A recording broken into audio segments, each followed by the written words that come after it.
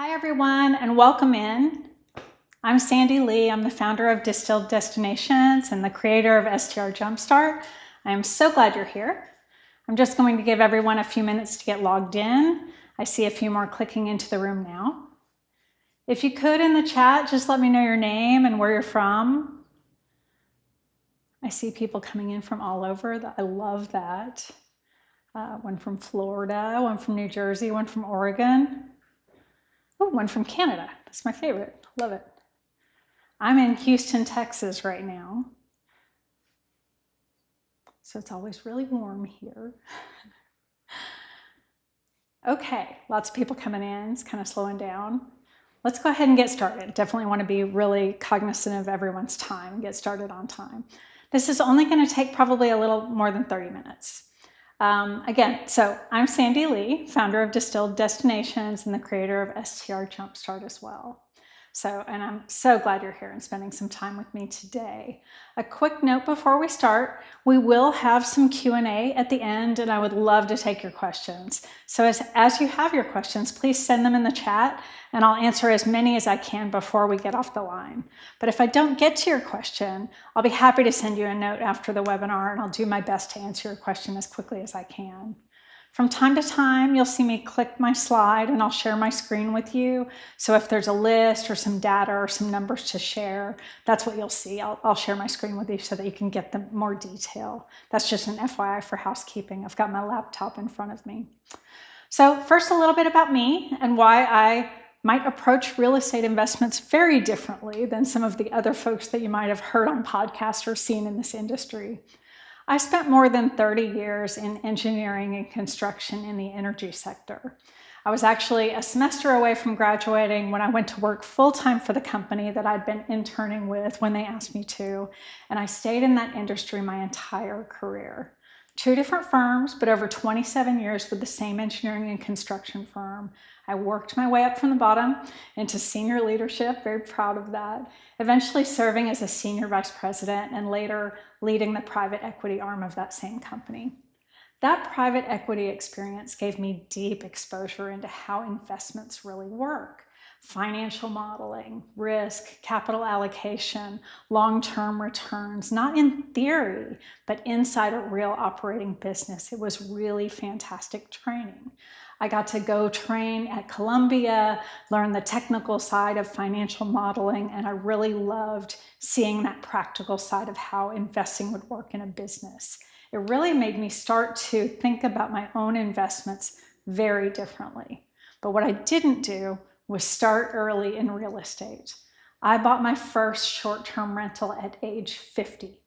5 years later, I retired at age 55. Not because I inherited money or took big risks, but because I simply applied the same disciplined, numbers-driven approach to real estate, specifically short-term rentals, that I did in my engineering and construction career. And here's the part I really want you to hear. This is something you can do even while you're still working. Earlier is always better with any investment, but later still works because the compounding math of real estate, especially short-term rentals, doesn't care when you start. Today, I'm going to show you exactly how.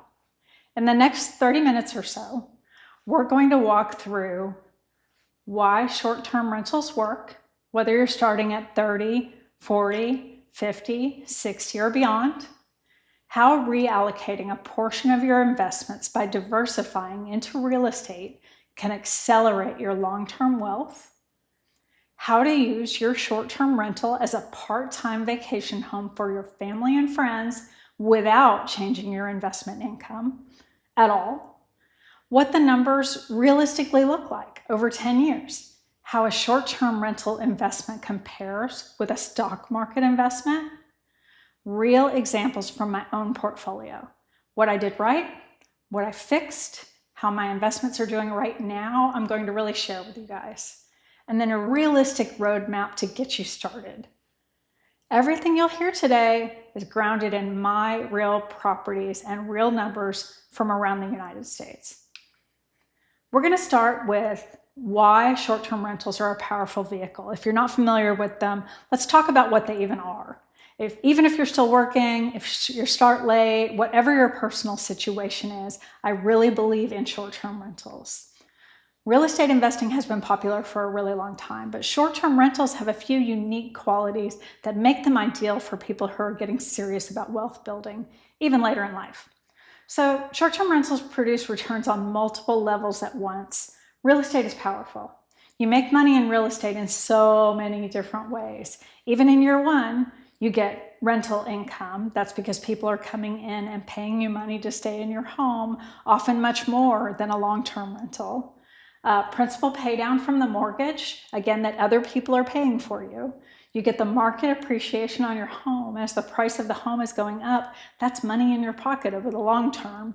And then you're getting some tax benefits with deductions from your business that are offsetting both your real estate income. But with a short-term rental, there's opportunity to offset your other income if it is set up correctly.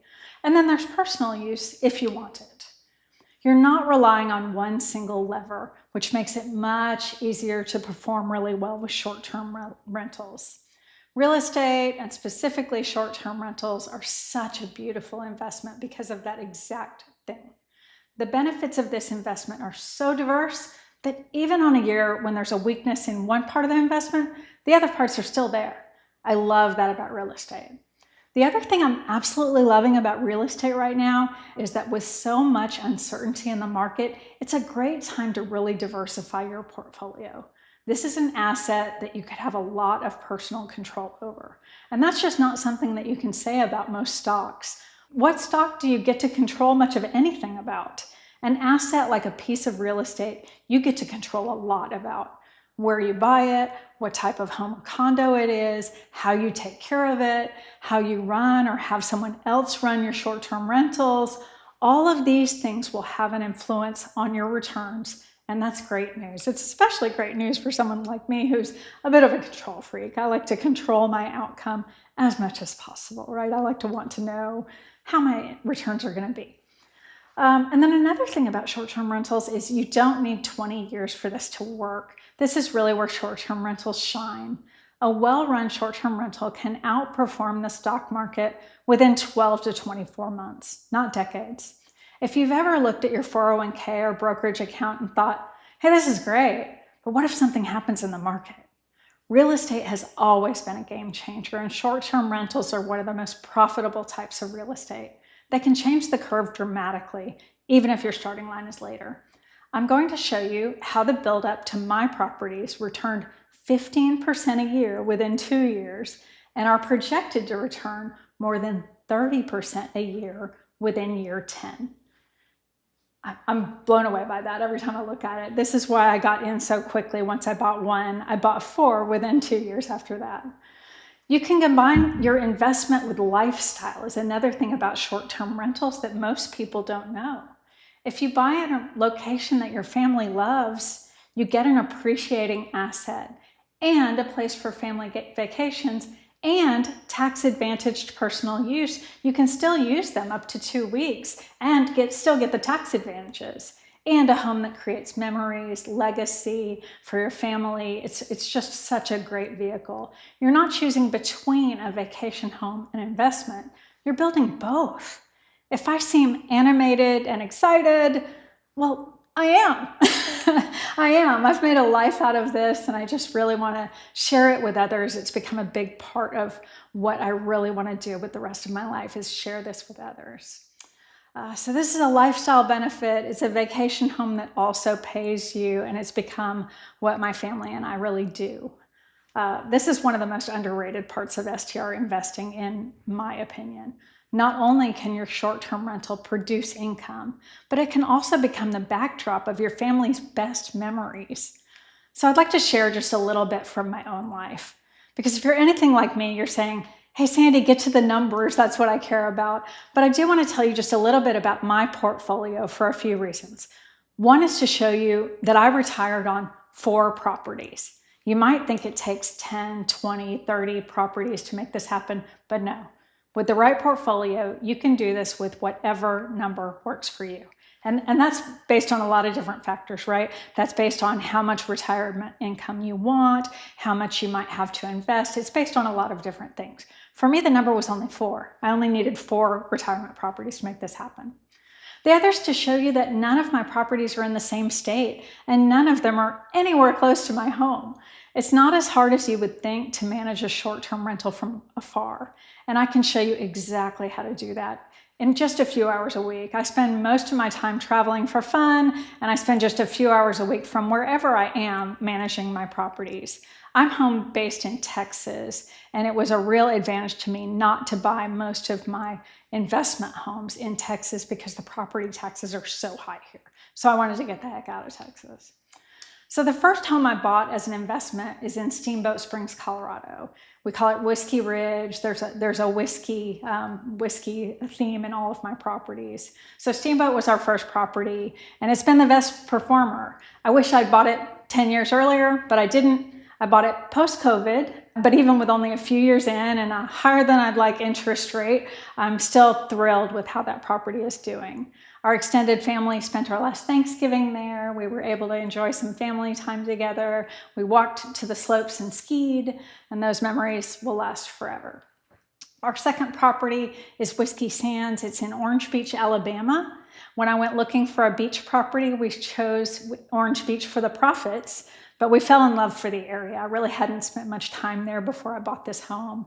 And I chose a well laid out, new construction, 4-bedroom home that backs up to the Gulf State Park. And I haven't been sorry for a moment. We have spent large family holidays in the home, and I've spent weeks there in the off season just enjoying the local seafood. That's one that if you join STR JumpStart, I do a whole bonus episode on because it's a really interesting property because it had everything stacked against it, but it's still doing really well. Whiskey Hills is in Mars Hill, North Carolina. That's a log cabin near Asheville. It's on the top of a ski mountain in the picturesque Blue Ridge Mountains, and it might be the most peaceful spot I've ever visited. I love to spend some of the off-season there hiking. You're hearing me say off-season a lot because that's when people aren't spending the money on your homes, and that's when it's a perfect time to go there because it doesn't cost you anything. And then Whiskey River is in New Braunfels, Texas. That's our home in the heart of the Texas Hill Country, where summer tubing on the Guadalupe River is a tradition for our family, and the love of country music and country dancing all comes together at Green Hall. So that's it, just 4 homes, but 4 homes that fueled my retirement and allow me to set my own schedule. You're not buying a house just for guests. You're buying a home that can be a part of your life, your legacy, and your financial future. Now, that said, up to you. You can make these just investments. You could make them all in the same city and make your operations a little easier. There's so many different ways to be successful with short-term rentals and also part of the beauty of them. But let's get to it. Let's talk about the numbers. This is the heart of the presentation. One of the most important questions that people ask me is, what does this really look like over a 10-year horizon? How much do you make? So let's walk the math. People talk about the why, and I have a lot of whys, but this is the main one. The math has to work. This is ultimately about the money for me. So I looked for a house that was very similar to my Whiskey Sands house because that's a very typical kind of investment, right? So I took it and I ran the numbers as if I was buying it today so that I could show you what a typical investment might be. So let's imagine someone invests $200,000. So that's $200,000 total upfront. That's a down payment, furnishing, reserves. And for this, you might be able to buy a home $900,000 to $1 million. You're financing the rest. You're buying in a solid, dependable vacation market where short-term rentals are the norm, and you know that you're going to be able to get a permit and that you won't have a problem being able to use the home as a short-term rental. That's very important. We talk a lot about that in STR JumpStart. So here's what those numbers would look like in years 1 through 3. The revenue in your first few years would be $95,000 to $120,000. When I did my model, I used $110,000, just so that you know. I used sort of a middle of the range number. Your expenses all in when running the mortgage and looking at utilities and everything else, insurance that you might have, $70,000 to $80,000. I used $78,000 in the model when I ran this. Your cash flow, $30,000 to $40,000 a year is about what you would make. As you stabilize, optimize, and the market grows in years 4 through 10, your cash flow is going to go up every year by just a little, and your cash flow is going to be $60,000 to $80,000 a year as it goes up throughout the years. Now, here's why your cash flow goes up a little bit every year. Your mortgage never goes up. Your revenue should go up a little bit, and inflation will cause some of your expenses to go up, but your biggest expense is your mortgage. So yes, your insurance will go up a little bit, your utilities will go up a bit, but your biggest expense is your mortgage, and your revenues will go up a little bit. So your cash flow should go up a little bit every year. Now, by year 10, oh, and I forgot, sorry, appreciation is happening every year as well. So that's one of those things that grows each year, and your loan is being paid down, and that grows each year, right? Because you're making a little bit more each year in these 3 different ways. By year 10, when you add it all up, now let's remember, you've invested $200,000 at the beginning. You've paid down $130,000 of your mortgage by other people paying down your mortgage. You've cash flowed $460,000 has come into your pocket, and you've used it for all kinds of other things. Heck, you've probably made some money on that in other investments, right? Maybe you bought another home. Your home has appreciated $600,000 in that time. These are great numbers, right? And then maybe you've used the home. This is what really sold me on short-term rentals. When you look at the long-term game, real estate works. I just am a big fan. Of course, there are things that can go wrong, and of course, there are risks, but over the long haul, real estate works. You have a consistent addition to your annual salary that you could use for retirement or from other things, and a part-time vacation home for your family. And look, the numbers we're talking about is with one high-end short-term rental. So that sounds like a pretty big help to your retirement. It's what made mine happen. So now let's back this up with a few numbers from my own properties.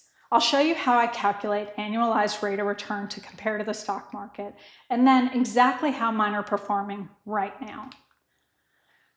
Annualized rate of return is cumulative earnings over cash invested over years invested. So I'm going to share a slide with the exact formula that I use.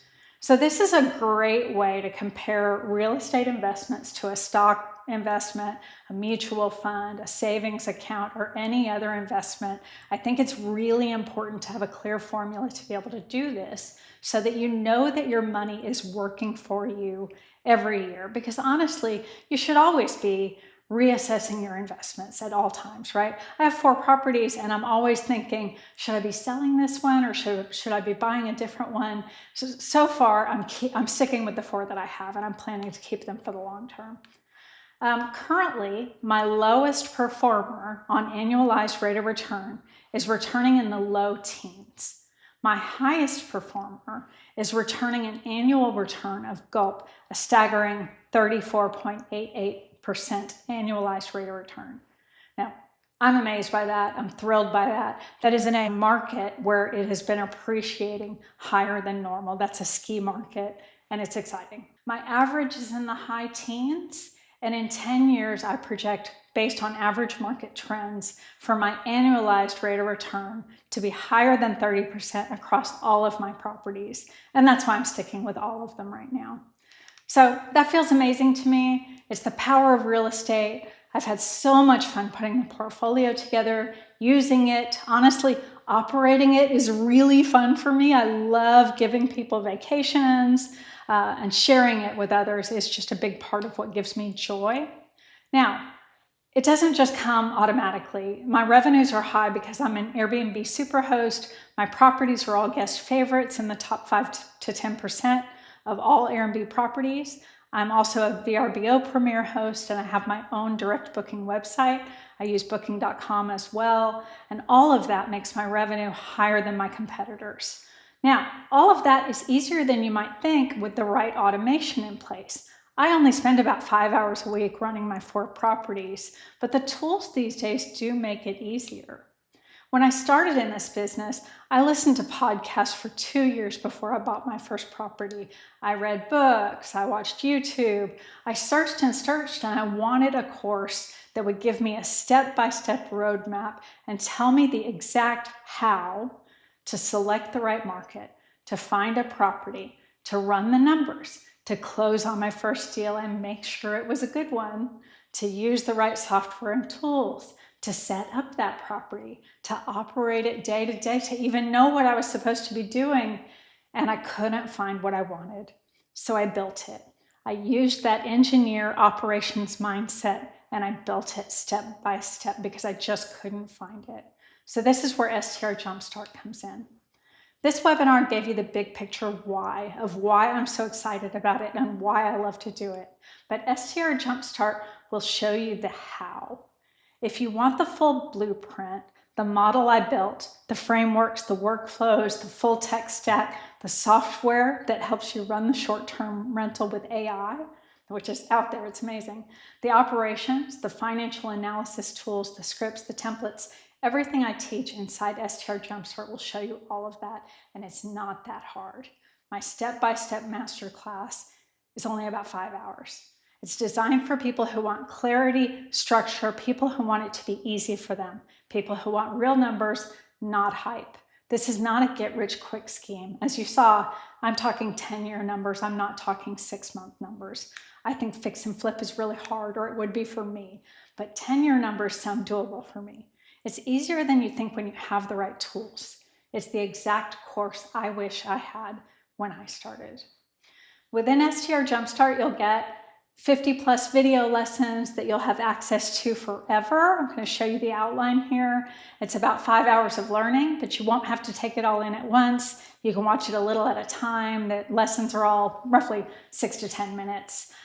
Critical downloads that you'll use to keep to run your business, including my full multi-property 12-year financial model, the same one that I created and I used to run my personal business.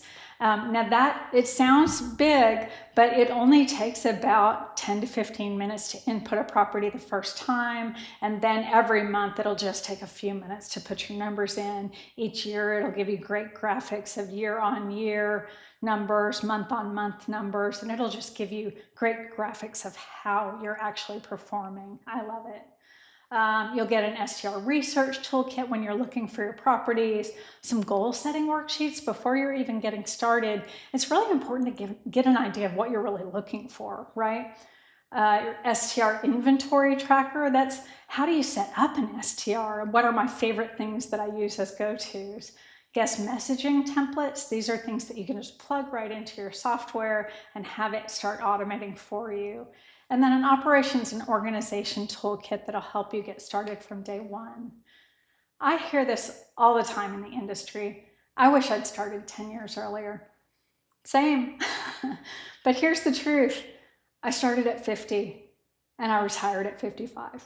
The time will pass either way. You can spend the next 10 years wishing you had started earlier, or you can spend the next 10 years watching an asset grow that you own and enjoy. Starting late doesn't disqualify you. It actually makes you more thoughtful, more strategic, more capable. But whenever you start with someone who's doing it now, someone who can help you with the right roadmap to save you time and effort. I would love to help you along the way. Thank you so much for listening. So that was the whole of my presentation, and now we're going to start the Q&A portion of the webinar.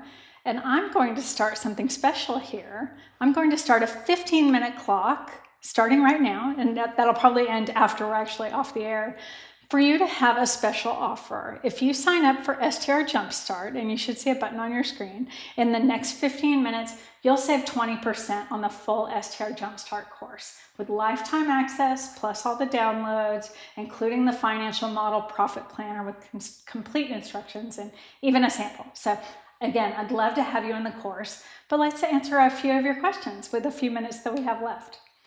So let me look at some of these questions here. Scrolling down.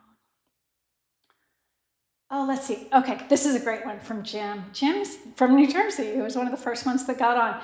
Hey, I just got back from a weekend in Jersey, like I said, and I loved it. I was on the boardwalk there. Jim asked this, and it's a great question. The example you gave is more than I have to spend. How does that work with a lower budget? Okay, great question. The example I gave will absolutely scale down pretty much one-to-one, but with a caveat. You have to be careful what market you're buying in when you're buying a smaller property. I'll give you an example for that. I originally wanted to buy a beach property in Destin, Florida, but my budget would only cover like a 2-bedroom condo in Destin. And in Destin, 2-bedroom condos are everywhere. And I just didn't think I could make anything special enough to stand out. So if you have a smaller budget, be careful not to buy a smaller property where it's just going to be in a sea of smaller properties and you won't be able to be special there. So find a place where people are looking for smaller properties and there aren't that many smaller properties there.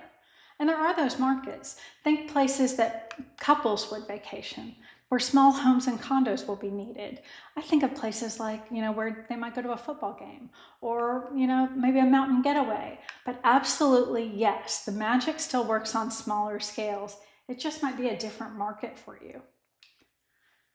Okay, I'm going to look for a different question. Okay, I love this one from Carol. Hi, Carol. How did you pick your first property? So I love to answer this question because I sort of backed into it, and I love to talk about my son because he was a big part of it. My son, his name's Jackson, he's 25 now. He went to college in Colorado near Denver, and he jokingly said to me a lot, "Hey, Mom, how about we get a ski condo?" when he went to college. And I always just laugh at him. But, internally, I wished I could make that happen.